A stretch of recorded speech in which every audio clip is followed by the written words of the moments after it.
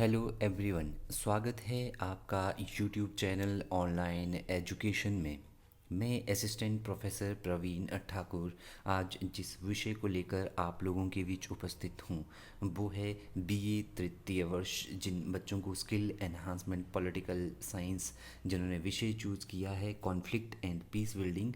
उसका जो टॉपिक है शांति निर्माण। पीस बिल्डिंग क्या है, शांति निर्माण क्या है, राज्यों के बीच शांति निर्माण किस प्रकार स्थापित किया जाता है, अर्थात जब दो राज्यों के बीच कोई संघर्ष उत्पन्न होता है तो उस संघर्ष को किस प्रकार सुलझाकर शांति निर्माण का प्रयास किया जाता है। तो इसमें हम समझेंगे शांति निर्माण क्या है और शांति निर्माण स्थापित करने के कौन कौन सी विभिन्न विधियां हैं, अर्थात जब दो राज्यों के बीच संघर्ष होता है उस संघर्ष को जो है सुलझाने के लिए, उस जो है सामान्य जो है असहमति को दूर करने के लिए, जो है राज्यों के बीच जो है सहमति जो है बनाने के लिए और शांति स्थापित करने के लिए विभिन्न विभिन्न विधियों का प्रयोग किया जाता है, तो उसको शांति निर्माण का नाम दिया जाता है। तो चलिए शुरू करते हैं शांति निर्माण। सबसे पहले हम समझते हैं पीस बिल्डिंग का अर्थ क्या है, शांति निर्माण होता क्या है, शांति निर्माण से क्या अभिप्राय है। सबसे पहले हम यह समझने का प्रयास करेंगे कि शांति निर्माण का अर्थ क्या है, what is the meaning of peace building. तो कहते हैं कि शांति निर्माण से अभिप्राय शांति स्थापित करने की उन विधियों से है, अर्थात जब दो राज्यों के बीच जो है कोई संघर्ष हो रहा है तो उन राज्यों के बीच किसी विषय को लेकर जो विवाद है, उदाहरण के लिए भारत और पाकिस्तान के बीच यदि जो है सीमा को लेकर विवाद है, बाउंड्री को लेकर विवाद है, तो उस विवाद को सुलझाकर किस प्रकार जो है उन राज्यों में शांति स्थापित की जा सकती है। तो शांति निर्माण से अभिप्राय शांति स्थापित करने की उन विधियों से है जिनके द्वारा विश्व में हो रहे विभिन्न संघर्षों को सुलझाने का प्रयास किया जाता है। तो शांति निर्माण है क्या? शांति निर्माण सरल शब्दों में वे विधियां हैं जिनके द्वारा विश्व के विभिन्न राज्यों के बीच जो संघर्ष हो रहे हैं उनके बीच जो आपसी संघर्ष है, चाहे वो सीमा विवाद हो, चाहे वो राजनीतिक विवाद हो, चाहे वो आर्थिक विवाद हो, उन विवादों को सुलझाने का प्रयास किया जाता है और उसको जो है शांति निर्माण का नाम दिया जाता है। तो शांति निर्माण जो है संघर्ष को सुलझाने का एक महत्वपूर्ण तरीका है, अर्थात जब दो राज्यों के बीच कोई संघर्ष हो रहा है, ए और बी राज्यों के बीच कोई संघर्ष है, सीमा को लेकर विवाद है, उस संघर्ष को सुलझाने का जो प्रयास किया जाता है उसको शांति निर्माण कहा जाता है। तो शांति निर्माण जो है संघर्ष को सुलझाने का एक महत्वपूर्ण तरीका है। शांति निर्माण एक प्रकार की रणनीति है, यह एक प्रकार की स्ट्रेटजी है, एक प्रकार की रणनीति है जो स्थानीय एवं विश्व स्तर पर लोगों के बीच संबंध स्थापित करती है। यह जो है स्थानीय स्तर पर लोगों के बीच जो है रिलेशन जो है संबंध स्थापित करती है ताकि जो है शांति स्थापना में संघर्ष को जो है रोकना है और संघर्ष को समाप्त जो है करना है, तब शांति की स्थापना हो जाती है। अर्थात इसका कहने का अभिप्राय क्या है, यहाँ पर कहने का अभिप्राय यह है कि विश्व में स्थायी शांति स्थापित करने, अर्थात विश्व में राज्यों के बीच यदि परमानेंट पीस स्थापित करनी है तो उनके बीच जो संघर्ष है क्या, उनके बीच जो है किसी विषय को लेकर जो है असहमति है, जिस प्रकार भारत और पाकिस्तान के बीच जम्मू कश्मीर के विषय को लेकर क्या था, डिसएग्रीमेंट था। भारत कहता था जम्मू कश्मीर उसका हिस्सा है, पाकिस्तान कहता था जम्मू कश्मीर उसका हिस्सा है, तो उनके बीच इस विषय को लेकर संघर्ष था। तो इस विषय के संदर्भ में किस प्रकार जो है शांति निर्माण स्थापित किया जाए, अर्थात ताकि दोनों राज्यों के बीच वह संघर्ष युद्ध में कन्वर्ट ना हो जाए, युद्ध में तब्दील ना हो जाए, इसके लिए क्या किया जाता है, इसके लिए शांति निर्माण द्वारा ऐसी परिस्थितियां बनाई जाती है ताकि दोनों राज्यों के बीच जो है एक जो है शांति निर्माण की प्रक्रिया जो है स्थापित की जा सके। तो शांति निर्माण तभी स्थापित किया जा सकता है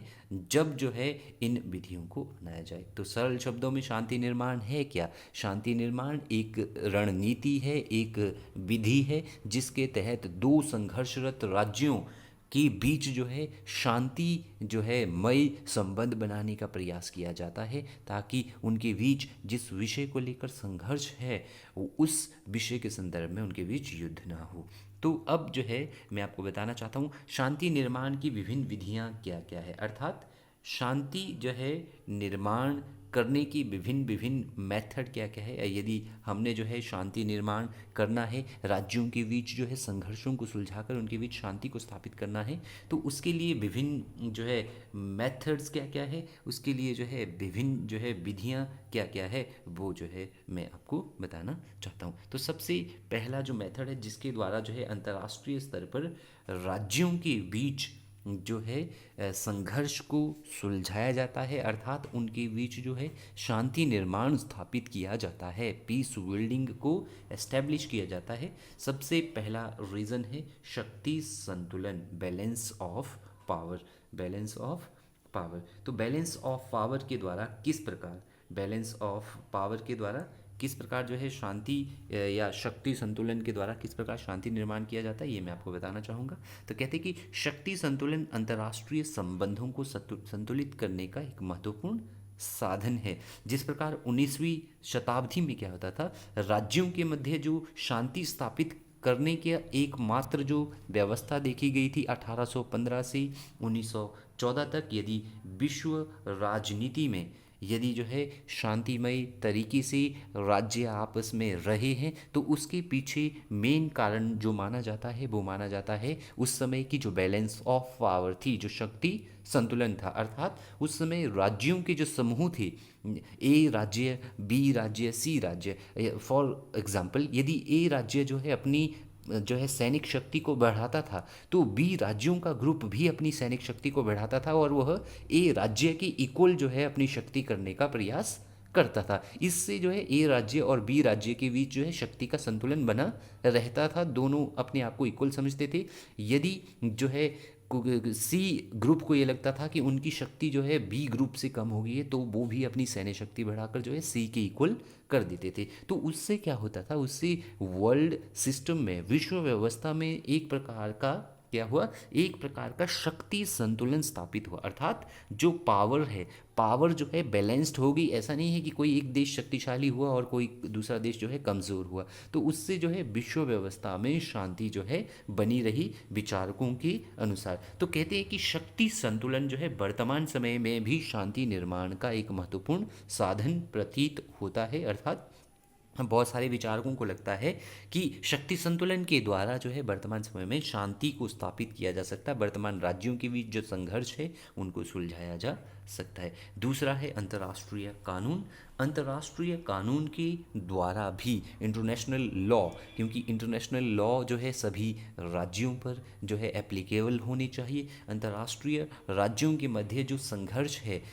इंटरनेशनल जो लॉ है वो जो है इंटरनेशनल कोर्ट ऑफ जस्टिस, जैसे संयुक्त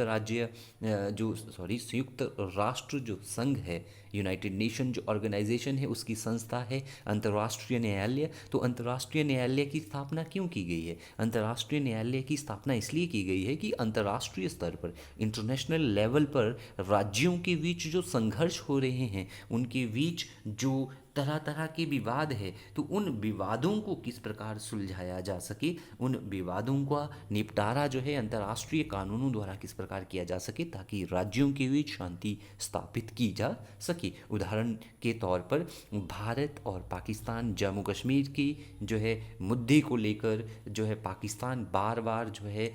अंतर्राष्ट्रीय न्यायालय में गया और अंतर्राष्ट्रीय कानून के द्वारा जो है पाकिस्तान के द्वारा यह प्रयास किया गया कि वह जम्मू कश्मीर को अपने हिस्से में ले। तो यह भी एक जो है एक विधि है अंतर्राष्ट्रीय कानून, अर्थात अंतर्राष्ट्रीय कानूनों का निर्माण करके राज्यों के बीच के जो संघर्ष है उनको सुलझाया जा सकता है और शांति निर्माण का प्रयास किया जा सकता है। तीसरा है वार्तालाप के द्वारा। दो राज्यों के बीच जो है वार्तालाप के द्वारा दो राज्यों के बीच जो है वार्तालाप के द्वारा उनके बीच जो संघर्ष है उस संघर्ष को सुलझाया जा सकता है। अगर दो राज्यों के बीच सीमा विवाद है, सीमा को लेकर उनके बीच कोई संघर्ष है, कोई उनमें उनके बीच जो है किसी विषय को लेकर असहमति है जिसके कारण उनके बीच जो है संघर्ष उत्पन्न हुआ है, तो वार्तालाप के द्वारा यदि वो दोनों राज्य जो है एक टेबल पर बैठकर जो है वार्तालाप करते हैं, उस विषय के बारे में समझौता करते हैं, तो वे जो है क्या कर सकते हैं, वे वार्तालाप द्वारा उस संघर्ष को सुलझा सकते हैं और शांति निर्माण कर सकते हैं। जैसे अगर दो राज्य जो है आपस में संघर्षरत है, उनमें किसी विषय को लेकर विवाद है, चाहे वो राजनीतिक विवाद है, आर्थिक विवाद है, तो वो उनकी जो राष्ट्र अध्यक्ष है, चाहे वो प्रधानमंत्री है, चाहे वो राष्ट्रपति है, चाहे वो विदेश मंत्री है, तो भारत का विदेश मंत्री पाकिस्तान के विदेश मंत्री के साथ वार्तालाप करके एक टेबल पर बैठ के वो जो है उस संघर्ष को सुलझा सकते हैं और उस संघर्ष को सुलझाकर जो है शांति निर्माण जो है स्थापित कर सकते हैं। तो वो शांति निर्माण का इसको जो है मुख्य रूप में जो है वार्तालाप द्वारा जो है राज्यों के बीच शांति स्थापित करने में इसको मुख्य रूप से शांति निर्माण का एक मुख्य जो है साधन देखा जाता है। चौथा है संधि या समझौते द्वारा शांति निर्माण। दो राज्यों के बीच जब कोई संघर्ष होता है तो चाहे वह संघर्ष राजनीतिक संघर्ष हो, चाहे वो किसी समझौते को लेकर हो, सीमा विवाद हो, चाहे वो जो है पानी विवाद हो या कोई अन्य प्रकार का जो है संघर्ष हो, तो उस संघर्ष को संधि या समझौते के द्वारा भी सुलझाया जा सकता है। और जो है शांति निर्माण के रूप में संधि या समझौता जो है एक मुख्य साधन है। संधि या समझौते के द्वारा जो है राज्यों के बीच के जो संघर्ष है उन संघर्षों को सुलझाने का प्रयास किया जाता है। अर्थात यदि दो राज्यों के बीच कोई किसी विषय को लेकर उनके बीच जो है संघर्ष चला हुआ है, उनके बीच जो है संघर्ष की स्थिति उत्पन्न हुई है, तो वो आपस में समझौता करके, आपस में जो है एग्रीमेंट करके, आपस में ट्रीटी करके वो जो है उस जो उनके बीच संघर्ष है उसको सुलझा सकते हैं। तो इस प्रकार वो शांति निर्माण जो है कर सकते हैं। अर्थात दोनों राज्य जो है युद्ध की स्थिति से बच सकते हैं और शांतिपूर्वक जो है अपना कार्य कर सकते हैं। अगला पॉइंट है शांति निर्माण की जो अगली विधि है वो है अंतर्राष्ट्रीय संगठन, इंटरनेशनल ऑर्गेनाइजेशन। अंतर्राष्ट्रीय स्तर पर ऐसी संस्थाओं की स्थापना करना, अर्थात वर्ल्ड लेवल पर ऐसे संगठन बनाना जिस प्रकार जो है यूनाइटेड नेशन ऑर्गेनाइजेशन है, संयुक्त राष्ट्र संघ है, यह अंतर्राष्ट्रीय स्तर पर एक ऐसा संगठन है जो राज्यों के बीच झगड़ों को सुलझाने का काम करता है और शांति स्थापना करने का प्रयास करता है। तो कहते हैं कि अंतर्राष्ट्रीय संगठन को भी शांति निर्माण का एक मुख्य साधन के रूप में देखा जाता है। तो अंतर्राष्ट्रीय संगठनों द्वारा भी जो राष्ट्रीय राज्य है उनकी शक्तियों पर अंकुश लगाया जाता है। अर्थात जो ये अंतर्राष्ट्रीय संगठन है जिनको सभी देशों ने मिलकर बनाया है, ये भी जो राज्य है, वर्तमान राज्य है, उनकी जो शक्तियां हैं, यदि वो किसी दूसरे राज्य की शक्तियों का हनन कर रही है तो उन पर अंकुश लगा सकते हैं, रोक लगा सकते हैं। जिस प्रकार जो है अंतर्राष्ट्रीय संगठन में या अंतर्राष्ट्रीय स्तर पर संयुक्त राष्ट्र संघ की स्थापना की गई है, यदि किसी एक राज्य का विवाद दूसरे राज्य से होता है इंटरनेशनल लेवल पर, वर्ल्ड लेवल पर, तो वो संयुक्त राष्ट्र संघ में जाकर उस राज्य के खिलाफ शिकायत कर सकते हैं और अंतर्राष्ट्रीय संगठन जो संयुक्त राष्ट्र संघ है वो जो है उनके बीच के संघर्ष को सुलझाने का प्रयास करता है ताकि जो है शांति निर्माण किया जा सके, पीस बिल्डिंग, दोनों राज्यों में युद्ध ना हो, उनके बीच जो है शांति स्थापित करने का प्रयास किया जाता है। इसके अलावा जो अन्य साधन है शांति निर्माण का वो है विश्व सरकार। तो विश्व सरकार की स्थापना करके भी, वर्ल्ड गवर्नमेंट की स्थापना करके भी इसको भी एक साधन माना जाता है। यदि विश्व सरकार की स्थापना की जाए, अर्थात विश्व सरकार क्या हुई, जिसमें सभी देशों के प्रतिनिधि हों, अर्थात सभी देशों से प्रतिनिधि चुनकर एक ऐसी सरकार बनाई जाए जिसको वर्ल्ड गवर्नमेंट कहा जाए। तो विश्व सरकार को शांति निर्माण का, अर्थात विश्व के राज्यों के बीच जो संघर्ष हो रहे हैं उन संघर्षों को सुलझाने का एक साधन के रूप में देखा जा सकता है। अर्थात अंतर्राष्ट्रीय जो राज्य है उनमें जो है बहुत सारे विद्वानों का मानना है कि एक विश्व सरकार की स्थापना की जानी चाहिए जिसके द्वारा अंतर्राष्ट्रीय स्तर पर राज्यों के मध्य जो संघर्ष हो रहे हैं उन संघर्षों को सुलझाया जा सके और विश्व में शांति निर्माण की स्थापना की जा सके। तो यूएनओ को एक विश्व सरकार के रूप में देखा जाता है। विद्वानों का मानना है कि यूएनओ, यूनाइटेड नेशन ऑर्गेनाइजेशन, संयुक्त राष्ट्र संघ, जिसकी स्थापना 24 अक्टूबर 1945 को की गई, उसको एक विश्व सरकार के रूप में देखा जाता है। तो विश्व सरकार को शांति निर्माण का, अर्थात राज्यों के बीच जो संघर्ष की स्थिति है उस संघर्ष की स्थिति को बदलकर उन दोनों राज्यों के बीच शांति स्थापित करने का एक मुख्य साधन के रूप में देखा जाता है। तो शांति निर्माण का जो अगला, अर्थात राज्यों के बीच संघर्ष को जो है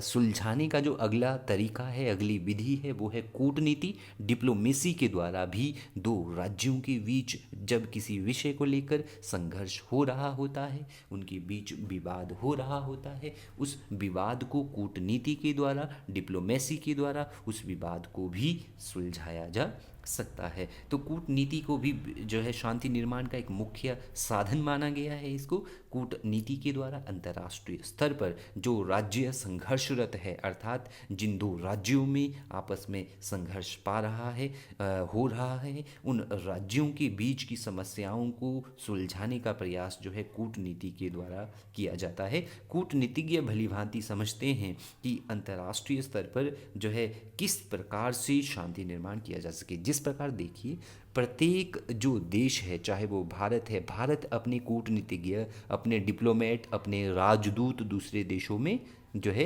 भेजते हैं, वहाँ पर एम्बेसी स्थापित करते हैं। तो वो राजदूत क्या करते हैं, वो कूटनीतिक तौर पर जो है उस देश के व्यवहार को इस प्रकार जो है मॉडिफाई करने की कोशिश करते हैं ताकि उससे अधिक से अधिक लाभ भारत को हो। तो कूटनीतिज्ञ जो है क्या करते हैं, वो इस प्रकार जो है कि एक व्यवस्था तैयार करने का कार्य करते हैं, जो है इनपुट्स देते रहते हैं अपने देश को, हम किस प्रकार जो है अपनी विदेश नीति को रेगुलेट कर सकते हैं जिससे हम दूसरे देश से मैक्सिमम बेनिफिट सिक्योर कर सके। तो कूटनीति को भी शांति निर्माण का एक साधन के रूप में देखा जाता है कि यदि दो राज्यों के बीच किसी विषय को संघर्ष है तो कूटनीतिज्ञ उस संघर्ष को जो है शांति निर्माण में जो है चेंज कर सकते हैं। अगला पॉइंट है शांतिपूर्ण साधनों का उपयोग। तो शांतिपूर्ण जो साधन है, शांतिपूर्ण साधनों का उपयोग करके भी जो है अंतर्राष्ट्रीय स्तर पर राज्यों के बीच जो संघर्ष है उसको सुलझाकर शांति निर्माण किया जा सकता है। तो अंतर्राष्ट्रीय स्तर पर जो सभी राष्ट्रों के हित है वो ना तो पूर्ण तौर पर एक दूसरे के विरोधी होते हैं और ना ही एक दूसरे के सहयोगी होते हैं। अर्थात अंतर्राष्ट्रीय स्तर पर जो प्रत्येक राज्य के जो उद्देश्य होते हैं, प्रत्येक राज्य का राष्ट्रहित क्या हुआ, प्रत्येक राज्य का राष्ट्रहित उसके उद्देश्य होते हैं, अर्थात जो जिस उद्देश्य को लेकर वो अपनी विदेश नीति, फॉरेन पॉलिसी को बना रहा है। प्रत्येक देश की विदेश नीति के कुछ एक जो है हित होते हैं, कुछ एक जो